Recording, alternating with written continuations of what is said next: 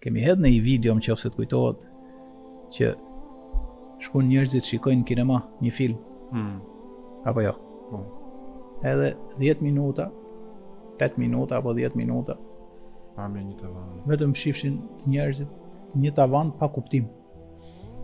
Kaloi minutë, kalojnë 2 minuta, 5 minuta, fillon njerëzit mërzitëshin, shifshin njëri tjetrin, çfarë ndodh kështu? Ku kalon 8 apo 10 minuta, ato pothuajse ikën. Tentun të shojnë.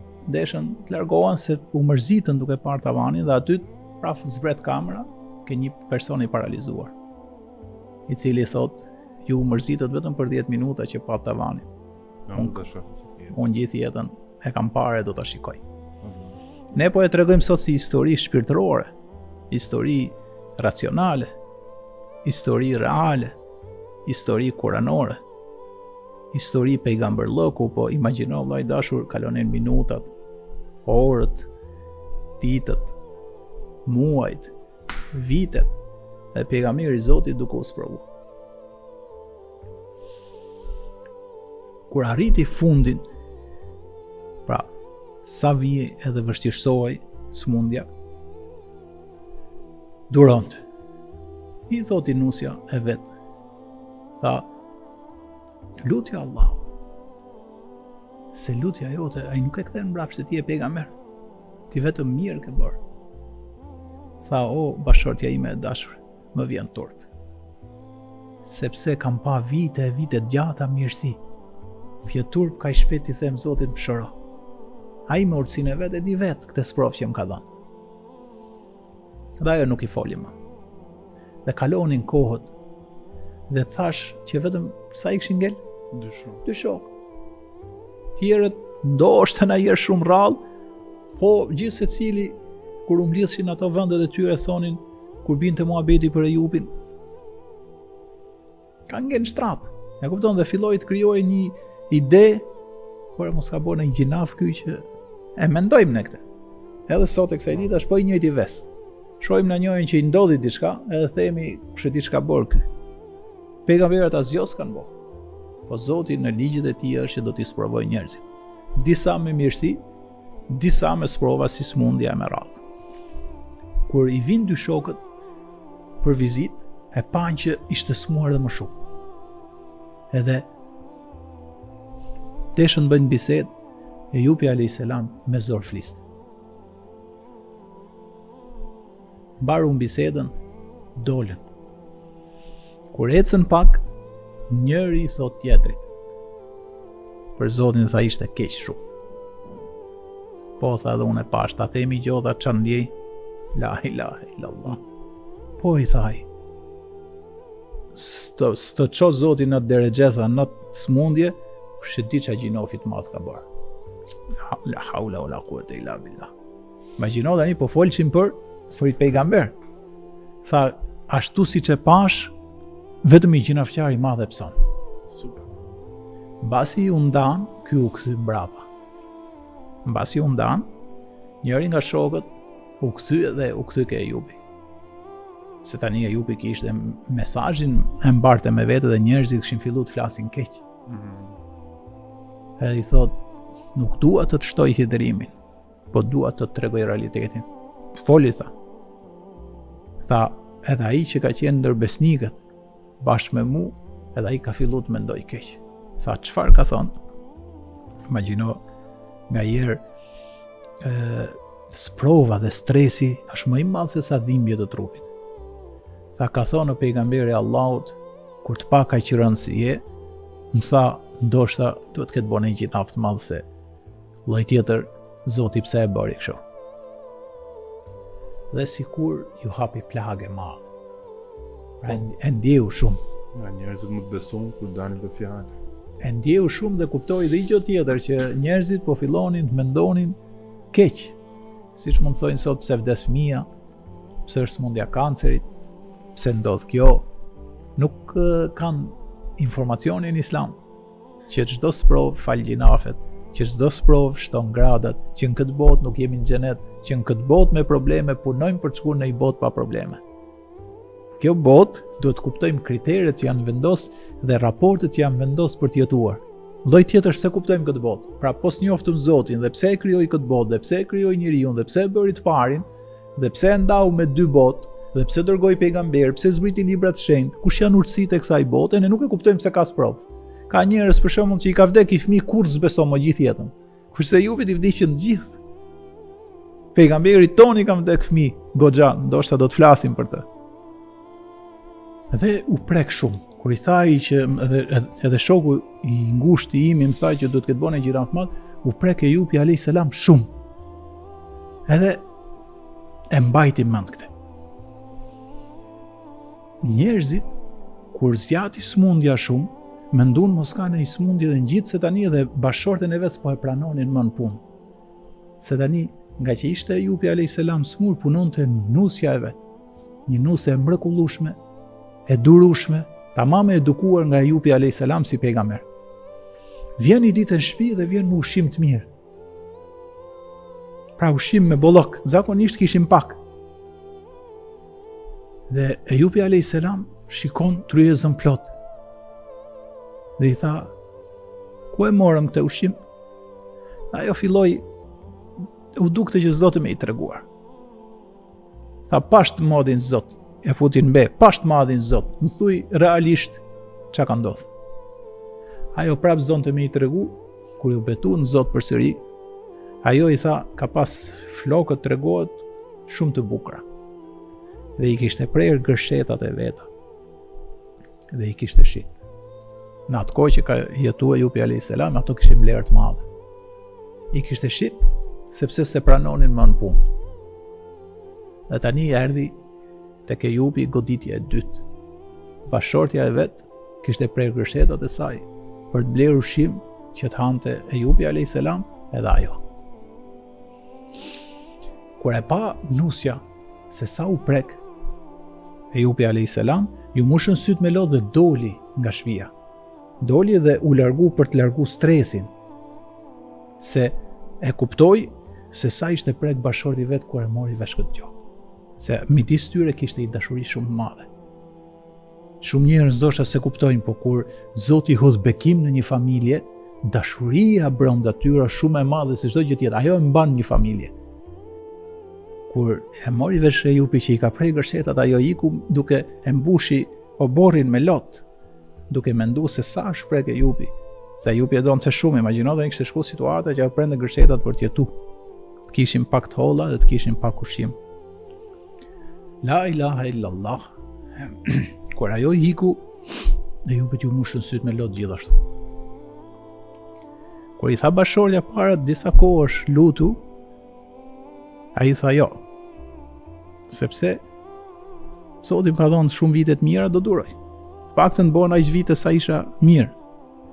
Kur i foli shoku vet dhe i tha ky do të ketë bënë një gjinaf të madh që ka përfunduar kështu.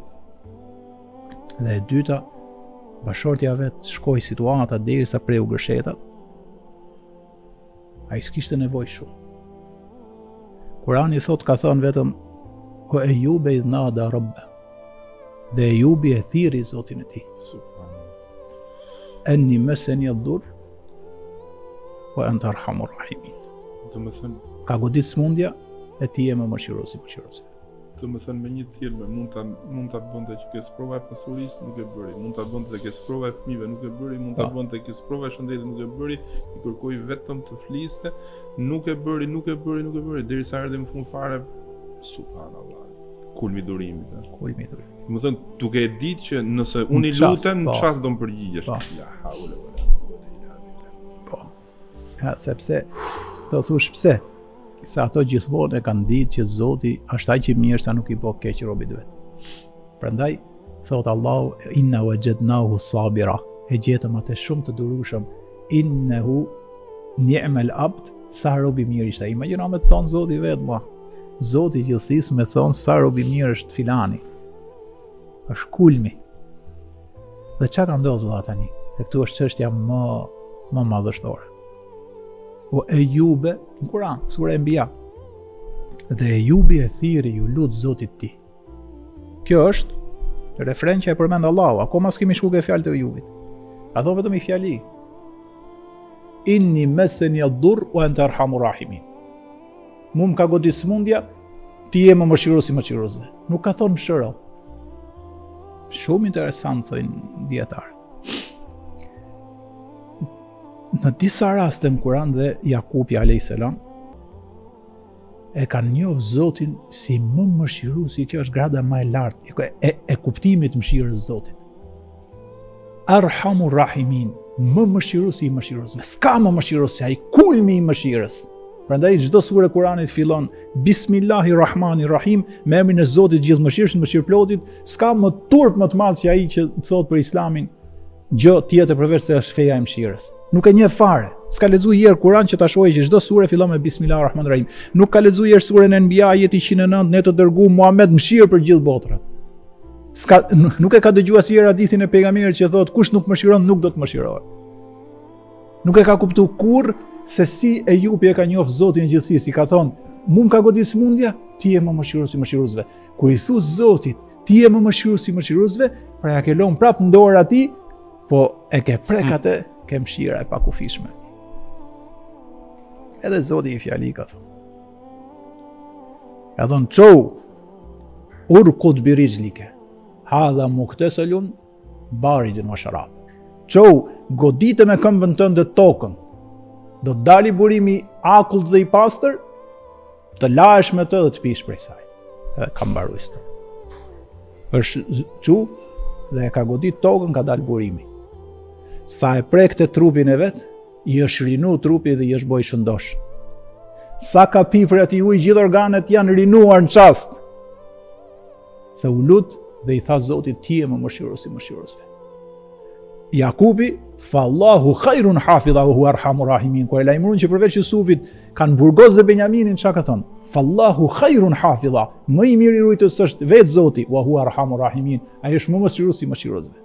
Pra mos më tregoni që po ndodhin fatkeqësi, se ju se njihni atë sa mëshirues është. Aty ku duket që ka fatkeqësi, aty vin begati pafund. Ky është Zoti i gjithësisë. Si lloj tjetër s'na kishte kriju fare me dash. Po na jep neve leksione dhe mësime. Allah është larë dhe ka pirë nga uji i burimit që doli dhe ka dalë.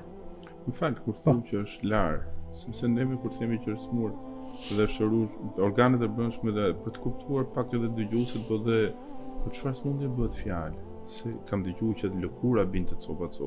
Ky smundje që s'është se mund t'i vesh dot emër. Sepse tu del pa dhe durimi shumë i madh. Ishte smundje që të lënte pothuajse të paralizuar, organet, gjymtyrët nuk lëviznin, lëkura pothuajse shkatërroi, krijoheshin plag, pra ishte smundje rënd. Shumë. Sa tham edhe njerëzve kur e shihin, thotë duhet këtë bëj gjinaf të madh.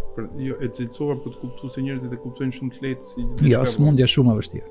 Dhe ai e kishte në dorë për të lutur, nuk u lut. Allahu akbar. Tha çou dhe godite tokën, të dali prej saj një burim mukteselun për t'u larë baridun wa sharab, i akullt, i pastër ujë dhe nga ajo do të pish.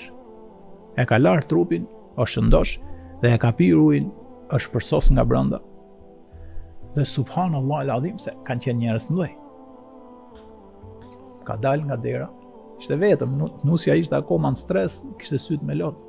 Jashtë ishte largu, duke hec që të hiqte ngarkesën. Ky ka dalë, edhe lëviste në borë, edhe afër shtëpisë vet, dhe vetëm thoshte Elhamdulillahi Rabbil Alamin. Falënderimet janë gjitha për Zotin e gjithësisë. Tani i bashortja vet, mbasi i kalon, ju kujtu që çfarë do të lëvizun më dhe të bëj si e mërzitshme kur Ejupi ka shumë nevojë për mua. Dhe kthehet me shpejtësi me vrap për të kujdes prap. E jashtëzakonshme si bashorte. Hyn në shtëpi, shikon shtratin bosh. Stojnë disa komente, ka mendu mos ka hyrë në i kafsh e egër, edhe e ka marrë, domethënë i shkoi menja për keq, pa e ditë që gjiganti i madh i pejgamberllëkut ishte lut për shërim, nuk i ka shkuar në mend. E mirë unë tha, si e lash pejgamberin e Zotit vetëm. Del, edhe kur del shikon një njeri të ri, të bukur, të fuqishëm. Kur e shikojen gjante si Ejupi, po kur me i shkon në mend.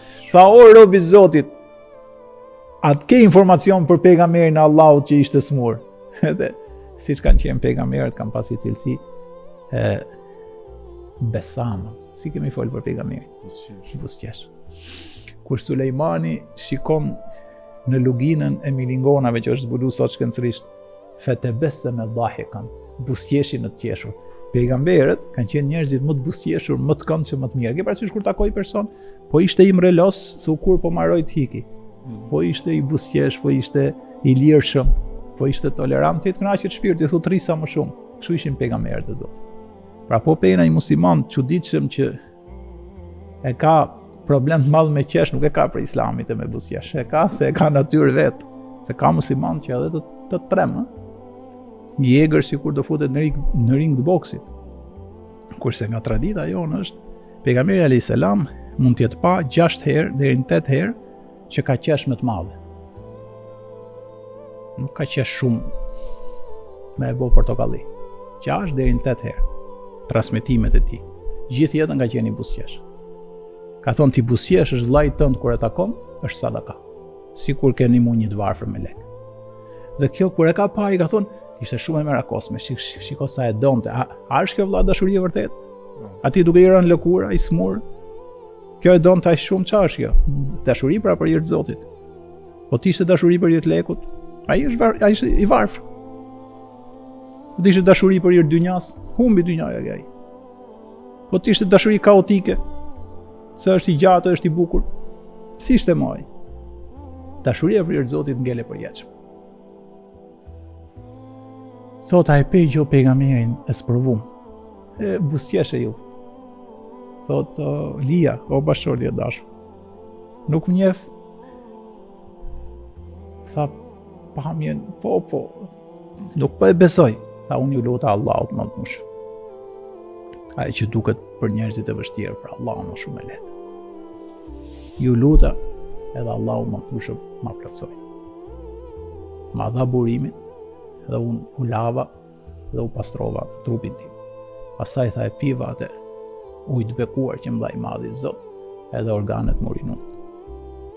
O bashkëshortja ime e dashur, tha ty Allahu ta shpërbleft, sprova mbaroi. Edhe imagjino çfarë përqafimi, çfarë gëzimi. Dhe Allahu thot i ajet Allah. Dhe Ejubi kur e thirri Zotin e tij dhe tha më ka goditur smundja tje, më mëshirosi përshirozve. Festejebna lehu, ju përgjigjëm atij në çast. Pra kjo që i tha godite tokën. Festejebna lehu, fekeshefna ma bihi min dhurr. Dhe ja largum atij smundjen. Wa atejnahu ahlehu wa mithlahum ma'hum. Dhe ja dham atij prap të gjithë familjen dhe një herë më shumë se sa ajo. Pra 2 fish. Shisi e mbyll ajetin. Rahmete min indina, mëshirë prej nesh. Wa dhikra lil abidin, dhe për kujtim për njerëzit që të madhurojnë mua. Kështu e kam mbyll. Tani komendet vllai dashur janë ndryshme. Çfarë është i hallam atij familjen dhe i dham dhe i herë më shumë se aq, këtu është lona hapur. A i dha familje mbasi ato lindën fëmijë dhe u bën prap me familje të madhe, apo ka ndodhur diçka që ne sot nuk kemi informacion, pa ajeti është i tillë. Atejnahu ahlehu, ja dham atij përsëri familjen e tij, wa mithlahum ma'hum, dhe një herë më shumë se sa ishin përpara. Rahmete min indina, mëshirë për meje thot, dhe për kujtim për njerëzit janë devotshëm dhe që madhurojnë mua. Pra Zoti ja shtroi dhe ja hapi vllai dashur autostradë.